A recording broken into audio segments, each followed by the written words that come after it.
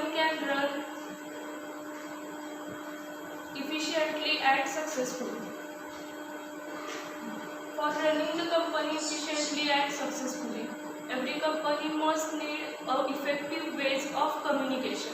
The communication is a part we can use in our daily life also. Communication is derived from the Latin term communis, that means common. Whatever is common is shared by all is called as communication.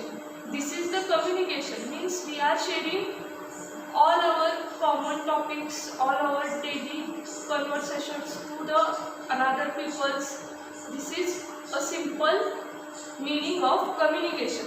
The communication is an exchange of ideas, facts, opinions, emotions by two or more persons. The communication is shared between the two persons or the group of peoples. The communication refers to the exchanging of ideas, facts, opinions, suggestions, emotions between the persons or the group of persons. This is the basic meaning of communication.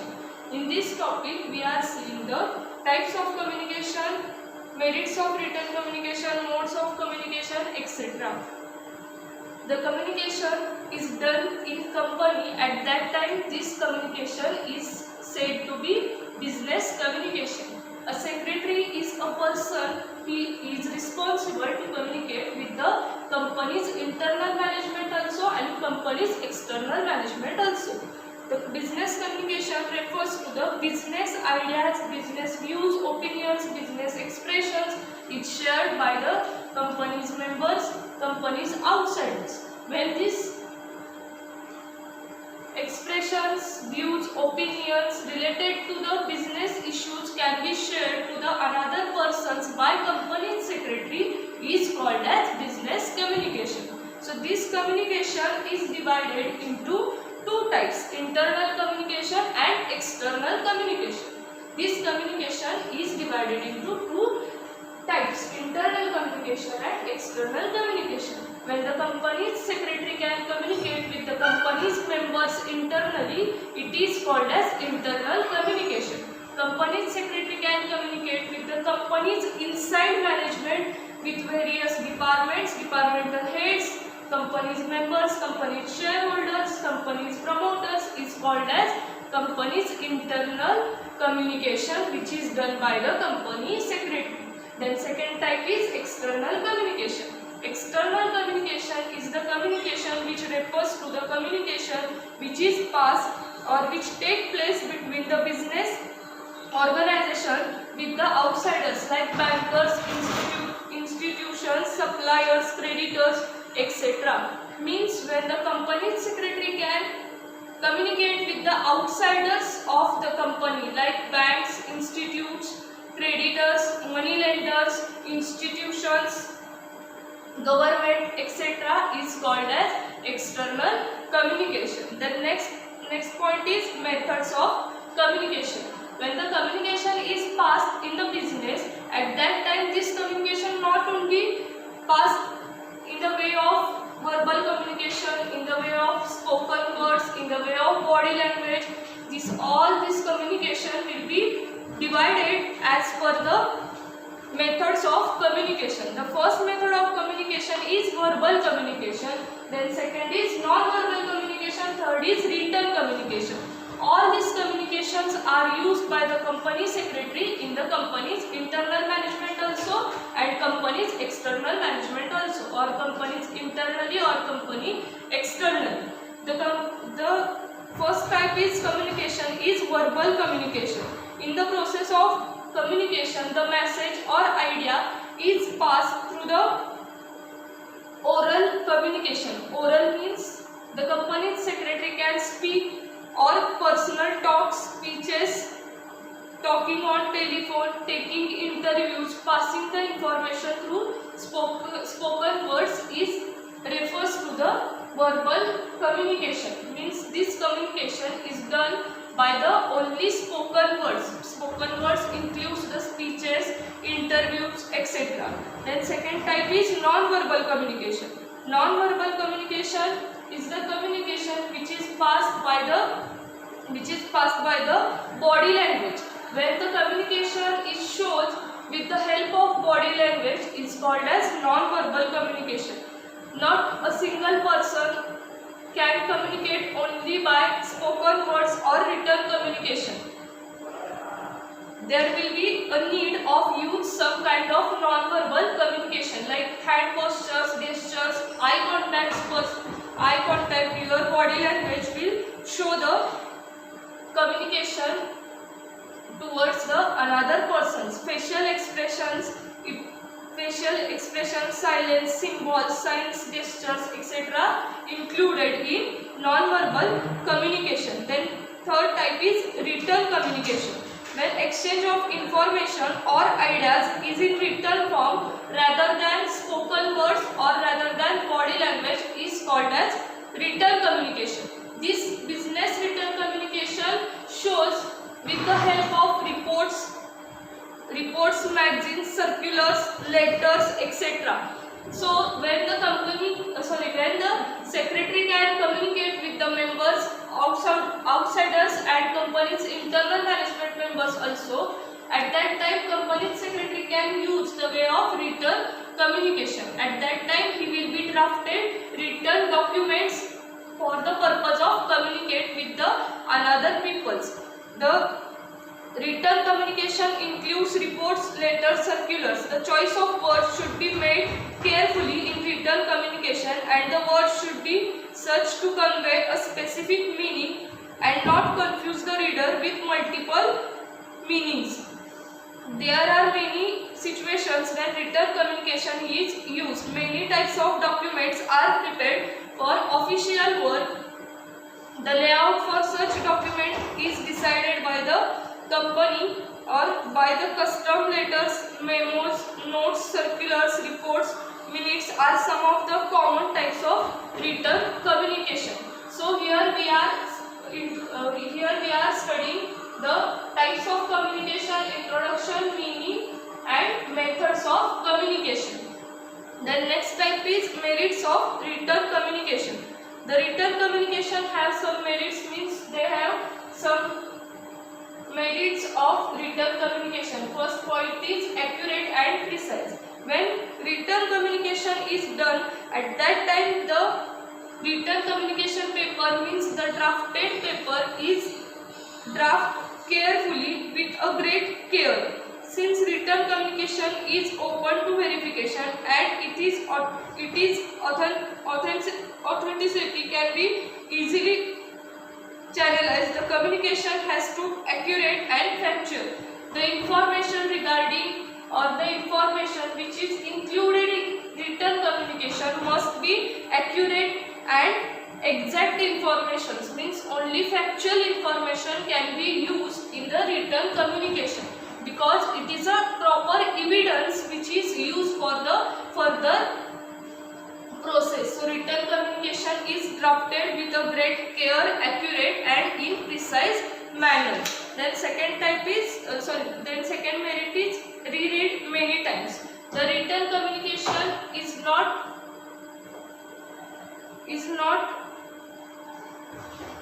second type is reread many times. The receiver of a written communication can go over the message at any time again in the future. He can reread the letters or the documents which are included in the company. He can read till he thinks he has properly understood it. Then next point is permanent record. Written communication becomes a permanent record of the organization and can prove very useful for future reference. Next point, documentary evidence. Written communication is acceptable as a legal document and as a legal evidence. Legal evidence is used in the company for further processing. Next point is wide access. Written communication is the best channel of communication for conveying information to persons living in different places. Next point is no need for personal contact. It is not necessary for both parties to be available at the time of communication. It is because under this form of communication, message can be sent to the concerned person, which can be read when the receiver gets spare time. So, no need for any personal contact is used in written communication. Next point is completeness. The written communication are prepared with perfect knowledge of the things concerning the matter. So there is completeness in the message should be in written communication form. Next point is economical. If the receiver of the message is far away from the place, at that time this written communication mode or this written communication paper will be sent by the sender to the receiver. At that time these papers or these documents will be sent through the help of post or through the help of courier. These courier charges and postal charges will be applied. So this is the method of communication which have a economical cost. This is the merits of written communication. The next point is essential skills for effective communication. First point is listening. When the communication is passed away, at that time both the parties which are included in the communication have some skills or essential skills. First is listening. When communication is passed, at that time must be a good listener is available. One of the most important aspect of effective communication is being a good listener.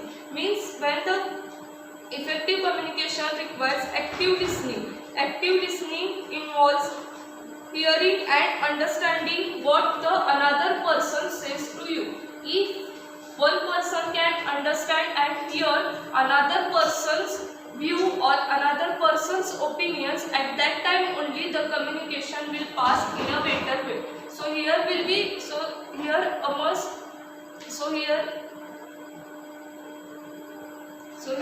is the essential skills for effective communication. Then second point is body language. Body language is an important communication tool.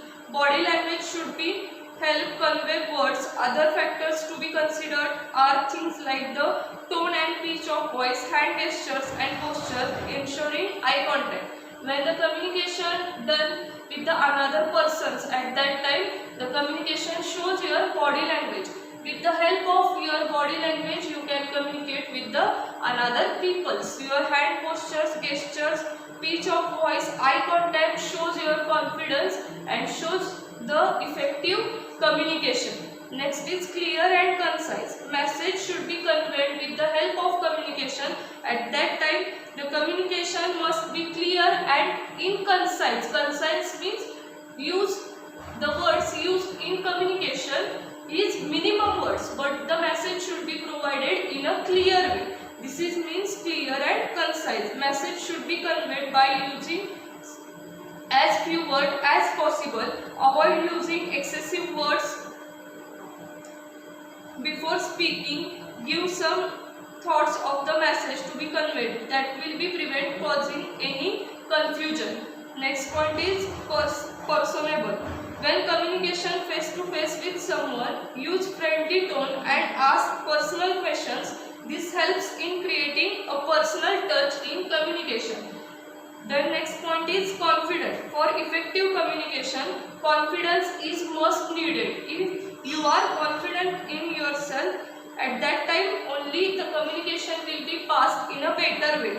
The eye contact, using a firm but friendly tone are ways of showing your confidence towards the communication. The next point is give and receive feedback. Feedback is most important for any type of communication. The feedback is provided also and receiving also.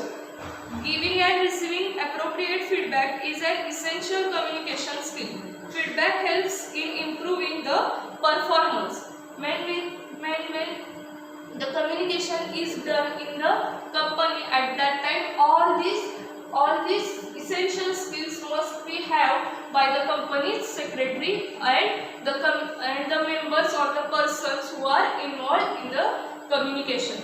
Then we are seeing next point is business letters.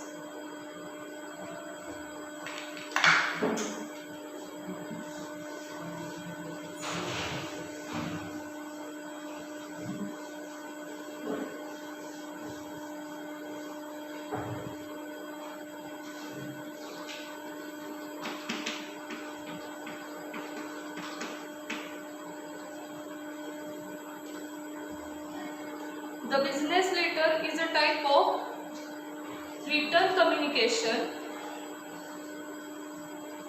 Written communication includes letters, reports, circulars, etc. So the business letter is one of the type of written communication and it is drafted by the company's secretary.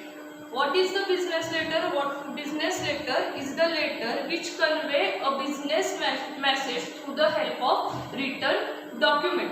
This is the basic meaning of business letter. The business letter is a type of written communication written by a company secretary. Good letter writing is important for maintaining the image of the business. The secretary has prepared all the documents for the company. At that time only the business letter will be drafted by the company secretary. The next point is format or layout of business letter that we are seeing in next lecture.